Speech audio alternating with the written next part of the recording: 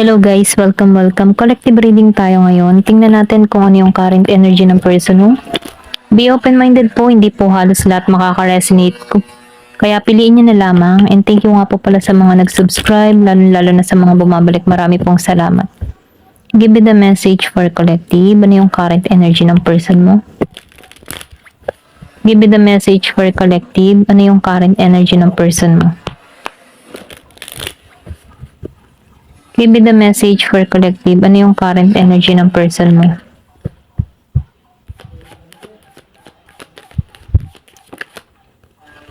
The Empress upright.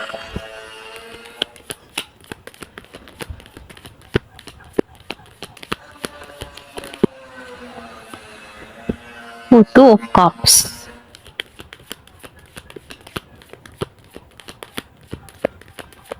Ano yung current energy ng person mo? Three of Swords. Reverse.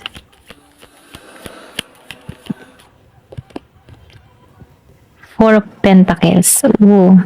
Nakikita ko dito, no, meron dito gustong makipagkasundo sa'yo. Okay?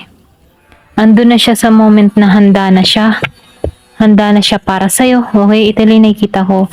So, itong person mo, no, meron tong pagbabalak na ginagawa dito.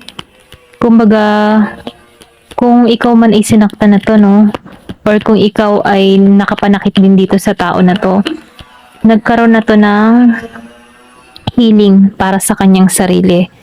Nakikita ko dito yung pagbawi talaga. May babawi sa'yo. Nakikita ko dito ang Taurus, Scorpio, Cancer, meron ding Pisces, meron ding Gemini, Aquarius, and Libra, Virgo, Capricorn. Okay? So, itong tao mo, no, kumbaga, may nag-uudyok dito na tumungo sa'yo. Okay? Maybe, nagkakaroon na to ng realization. Meron din ako nakikita ditong Year of the Snake, Page of Wands. Kaya lang itong tao mo, no, nakikita ko dito na may pagka na to mataas yung kanyang pride. Naiisip niya na makipagkasundo dito, pero alam mo yun, meron pa rin sumasagi sa isipan ng tao nito na kumbaga negative, no. Kasi natatakot din to sa rejection. Ito lang nakipil ko sa Page of Wands reverse. May takot siya sa ganun, parang natatapakan yung ego niya once na nire-reject siya ng isang tao. Or pwede rin sabihin, no, meron kang person dito na hindi siya sanay na manuyo. Okay? Ito lang yung nakikita ko. Then dito, no, nakikita ko din, meron dito yung Aries Leo Sagittarius. Gusto ng tao na to na maging magaan lang yung yung connection, yung usapan. Kasi itong tao na to, gusto nito na tumungo sa'yo ng mahinahon, okay? Magkaroon kayo ng mahinahon na usapan, magandang usapan, maayos, ano? Ayaw nito ng away, ayaw nito ng gulo, okay? Gusto nito na maghihilom yung connection dito sa Three of Swords reverse. Kung before, pinagdadamutan ka nito, so ngayon, meron tong gustong gawin sa'yo, okay? Kung siya yung tipo ng tao na hindi siya mahilig manuyo, romantiko, or something na masyado siyang kip-kip sa kanyang nararamdaman, ngayon, meron tong pagbabago na nangyayari sa kanya na kung saan gusto ng tao nito na bigyan ka ng oras, bigyan ka ng panahon, iparamdam niya sa'yo yung kanyang pagmamahal. Kumbaga, nakikitaan ko ito ng pagbawi sa'yo dito sa Two of Cups. Nagpaplano to, okay? Nagpaplano tong makipagkita sa'yo. Suyuin ka. Ito lang nakita ko dito sa Two of Cups. Nagpaplano to, or pwede rin sabihin, ito na yung balak niya. Kasi itong tao nito, hindi ka pakawalan dito kasi the Empress ka eh. Kumbaga, meron siyang mga nakikitang katangian para sa'yo na kung saan ideal para sa kanya. Kumbaga, nafe-feel ko dito na meron siyang katangian na gusto sa'yo. For example, maalaga ka, mapag-aruga ka, mabuti ka, okay? Then, nakikitaan ko rin dito na malakas yung pagrespeto ng tao nito sa'yo. Or pwede rin sabihin na nakikita ka nito sa social media. Okay, sinusubaybayan ka nito. So, ngayon, itong tao nito, meron siyang pagbabago na nagaganap sa kanya na respeto para sa'yo. Okay? Kung before, parang hindi kanya, kumbaga, binabaliwala ka, parang ganyan. So, ngayon itong tao nito, na iba. Kasi merong pagbabago na nangyayari sa'yo na hindi niya inaakala na ganun ka. Okay? Kasi nakikita ko dito, no, nagiging kang maayos yung kalagayan mo, nagiging kang maganda, inaalagaan mo yung sarili mo, independent ka, meron kang isang salita, may authority ka, kaya mong panindigan yung mga sinasabi mo. At yun yung nakikita ng tao mo sa'yo, okay? So, kung before, ang tingin ng tao nito sa'yo, parang dumidependa ka sa kanya, dumidepende. So, ngayon nagbabago kasi nakikitaan ka ng tao nito na meron kang pinapatunayan para sa sarili mo dito sa The Empress. Nagiging kang maayos. Kumbaga, no, hindi mo kailangan ng tulong or kapartner para mabuhay, okay? Kumbaga, no, nakikitaan ko dito na nagsusumikap ka para maitaguyod mo yung sarili mo dito. Ito lang yung nakikita ko. Then dito, no, sa Six of Cups, meron ditong pagtungo sa'yo. Meron ditong manunuyo, mangingibig, or pwede rin sabihin, ligawan ka muli ng tao na to. Kasi nakikitaan ko dito, nagkaroon kayo ng hidwaan before. So ngayon, merong lamat. Itong tao nito, akala niya hanggang dun kayo, malulugmo ka sa ganong sitwasyon. Pero hindi, bumangon ka kasi meron kang fighting spirit dito sa The Empress. Ganun kanya tingnan, ano? So, itong tao nito, hindi to makatungo or pwede rin sabihin dito sa Ace of Wands, meron na ng pagbabagong nagaganap sa'yo kasi naka-reverse siya eh. Kumbaga, no, naka-mindset na sa isipan mo dito na ayaw mo na, okay? Pero itong tao mo, tingin niya na marupok ka, pero ganun yung tingin niya before. Or hanggang ngayon kasi before, ganun ka eh. Maybe ikaw yung tipo na nanunuyo, tawag ng tawag sa kanya, pero ngayon tumigil ka kasi nakita mo yung halaga mo dito sa The Empress. Ngunit dito sa Ace of Wands reverse, nakikitaan ko dito na ayaw mo na magpatuloy dito, okay? Kasi nakikitaan ko dito yung pagbangon mo, okay? Or pwede rin sabihin na ibangon mo yung sarili mo dito sa pagkalugmok dito sa Three of Swords. Pero dahil lumabas siya na naka-reverse, ano, kumbaga, nagkakaroon ka dito ng pagbabago. Naalisan mo yung mga masasakit na karanasan or yung pain na idinulot ng tao na to sa'yo. So, ngayon itong tao mo, nagtataka, okay? Kasi, ngayon niya nare-realize na sobrang mahalaga ka. Importante ka pala. Kasi, ayaw ng tao nito na pakawalan ka dito sa Six of Cups and Two of Cups. Kung madalas mo makita yung 222, meron tong mensahe sa'yo, okay? Then dito, no, gusto ng tao nito na maging magaan lang yung usap nyo. Gusto nitong kausapin ka, gusto nitong suyuin ka. Pero gusto ng tao nito yung hindi ka galit. Ganun ba yung energy nito? Gusto nito na lawakan mo yung pangunawa mo para sa kanya. Kung babalik man siya sa'yo, no? Or kung tutungo man ito, gusto ng tao nito na magkaroon kayo ng maayos na usapan dito. Ito lang yung nakikita ko. Ayan, tingnan pa natin. Give me more information. Pasensya na kung may maririnig kayo sa labas, sa kapitbahay lamang po, okay? Give me the message. The Sun reverse. So, nakikita ko dito, no, ikaw, naka-moving on ka na dito eh. Kumbaga na-disappoint ka dahil sa pangyayari nito, may betrayal na naganap dito.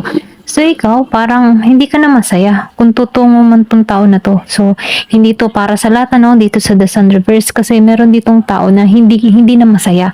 Kumbaga, no, maybe nawalan ka na ng pagmamahal sa tao nito or amor.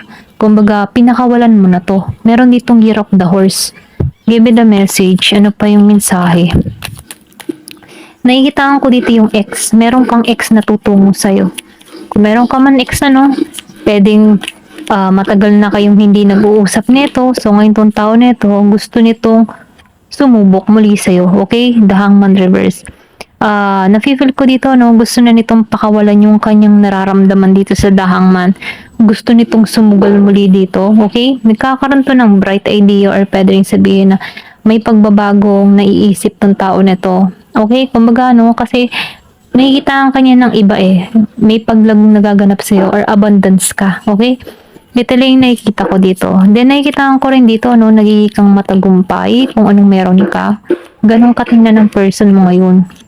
So, itong tao mo, no, Seven of Pentacles, Virgo, Capricorn, Taurus.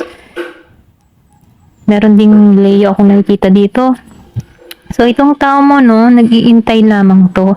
Pero nakikita ko dito, no, once na ito'y tumungo sa'yo, kailangan niya tong trabahuhin para makuha yung magandang resulta sa connection na to. Kasi nakikita ko dito na ikaw, confident ka eh. Confident ka kung anong meron ka. So, itong tao neto, hindi siya nagiging masaya kasi iba na yung aura mo, iba na yung energy mo. So, itong tao neto, nakakaramdam ng pagtataka. Then, nakikita ko rin dito, no, sa Seven of Pentacles, gusto nitong magsimula muli kayo. Suyuin ka. Pero itong tao nito, nagiging patient lamang dito, okay? Nag-iintay lang to. Pwede ng timing, okay? Para tumungo sa'yo, okay? May pag-iintay itong ginagawa dito. Give me more information. So, Page of Pentacles. So, itong tao na to, gusto nitong mag-alay muli sa'yo, okay? Gusto nitong tuyuin ka, ibigin kang muli, okay? Mag-offer sa'yo, or pwede rin sabihin na gusto nitong magbigay ng tulong sa'yo dito sa Page of Pentacles. Nakikitaan ka nito ng online, pwedeng kumontakto sa'yo online. Ito lang yung nakikita ko. And then, nakikitaan ko rin dito sa tao mo. May pagka na to, malakas ang appeal. Meron siyang, kumaga no, may pagka romantic or pwede rin sabihin na mahilig tong magbigay ng regalo, okay? Or pwede rin sabihin, ganito yung balak niya, magbigay sa'yo, okay? Once nalalapit na to, no, nafe-feel ko dito na meron tong ibibigay na regalo sa'yo. Ito na yung nakikita ko sa Page of Pentacles. Give me the message. Kumbaga, no, nagbabalak tong bumawi sa'yo dito.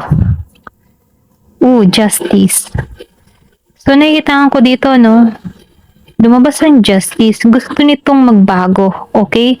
Gusto nitong baguhin yung pagkakakilala mo sa kanya. Gusto nitong mabago yung pag-iisip mo sa kanya na masama, ganun. Gusto nitong magkaroon ng balance. Gusto nitong magsimula muli. Ito yung gusto niya mangyari, yung justice na itama, okay? Gusto nitong itama yung mga pagkakamali na ginawa niya sa'yo. Ito lang yung nakikita ko dito sa justice. Pero ganun pa man, ano, nasa sa'yo pa rin dito ang gagawin, ano, decision mo pa rin yung masusunod dito. Meron ditong Knight of Swords reverse. So, nakikita ko dito, no, pwedeng makuha muli ikaw dito. Ito lang nakikita ko sa Knight of Swords reverse. Kumbaga, no, pwedeng meron ka pa rin nararamdaman dito na pwedeng matanggi ka pa rin. Yung tipong kahit galit ka, once na nanuyo to sa'yo, or pwedeng sabihin na nayakap ka nito, pwedeng lumambot ang puso mo dito sa Knight of Swords reverse. Ito lang yung nakikita ko dito.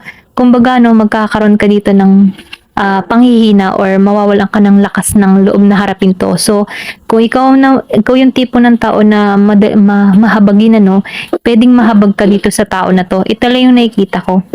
Pero ganun pa man, ano, iba-iba kayo dito, no. Meron lang ako nakikita dito Gemini, Aquarius, and Libra. Pwede kasing matukso ka muli dito sa tao nito kasi nakikita ko dito yung person mo, malakas yung sex appeal, okay? Give me more information. Ano pa yung mensahe? Ace of Pentacles. Gusto nitong pakasalan ka. Ito lang yung nakikita ko. Gusto nito mag-ayos muli kayo. Ito yung gusto niya mangyari. Offeran ka ng panibagong simula dito. Gusto nito magkaroon ng masayang pagsasama. Gusto ng tao nito na alayan ka ng pagmamahal. Okay? Ibigay sa'yo kung ano yung nararapat sa'yo, ano, attention, oras, maging sa regalo, okay, mga pangangailangan mo, gusto niyang punuan. Ito lang nakikita ko. Kasi makikita mo, Page of Pentacles and Ace of Pentacles, ano, ito yung gusto niyang mangyari eh. Gusto niyang maging masaya, yung connection. Gusto nitong mabago yung pagkakakilala mo sa kanya. Ito lang yung nakikita ko. Kasi itong tao nito, ito yung gusto niya dito, no, sa Ace of Pentacles. Maging maayos, new beginning, magsimula muli dito. Kasi lumabas ang Two of Cups. Mahal ka pa rin nito. Gusto ka nitong suyuin. Ayan. Ito lang yung nakikita ko. Kung before nagitong madamot sa'yo, ngayon gusto nitong bumawi sa'yo dito sa Four of Pentacles. Kung kuripot siya before, ngayon gusto nitong bigyan ka. Okay? May pagbawi. Kasi ikaw, nanindigan ka dito eh. Hindi ka humingi ng tulong sa person mo. Nagiging kang matigas. Kasi nasa energy ka ng The Empress. Malakas ang loob, matapang, independent, kayang mabuhay kahit walang tulong ng iba, okay? Kumbaga, nagsusumikap, ganun ka. Ito lang yung nakikita ko. Ayan, hanggang dito na lamang po. Thank you for watching. Love and peace.